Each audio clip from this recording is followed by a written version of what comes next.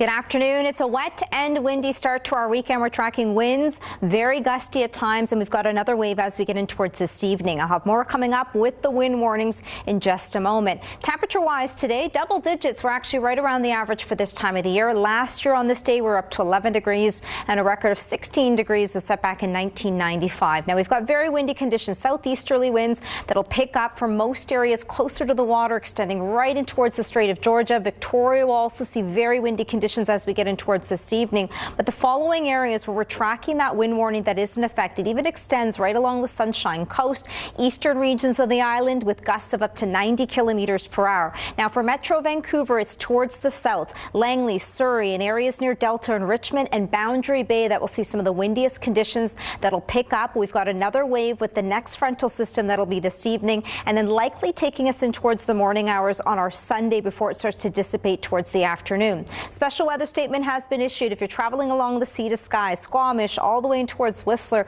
we're seeing heavy snow at times and very wet with the potential between 10 and up to 20 centimeters as we get in towards this evening. So additional amounts along the Sea to Sky. It'll continue in towards tomorrow. Most of the mountain passes, we have that between 2 and 4 centimeters, and the Kootenay Pass will be looking at an additional 5 and up to 10 this evening. Rainfall amounts were between 20 and a few spots up to 30 millimeters of rain. Higher amounts inland and especially along the western edge near Tofino as we get in towards our Sunday. Now the northeastern corners of the province, those winds picking up both today and tomorrow with gusts of up to 40 kilometers per hour. Slight chance for some showers and highs today getting closer to 5 degrees.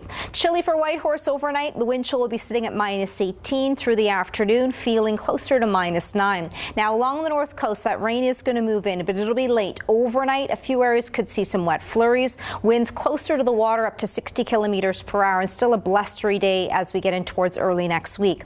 Caribou and central interior, lots of instability with the risk of thunderstorms. Those winds with gusts of up to 70 today, and then tomorrow we're looking at gusts of up to 40 kilometers per hour. Columbia and Kootenay, it's really higher elevations for the early morning hours. We'll see the potential for some wet flurries. Thompson, Okanagan will be included within that. The winds for tomorrow with gusts of up to 60, and areas near Whistler, we've got that snowfall. So if you're traveling along the Sea to Sky and most of the mountain passes, you'll want to check in with drivebc.ca for the latest road conditions and areas near Victoria with very windy conditions. So we are going to see those winds picking up. We've got another one, a wave that will move in this evening and take us in towards tomorrow morning. Gusts of up to 70 kilometers per hour. Don't forget, before you go to bed this evening, set that clock 1 hour ahead.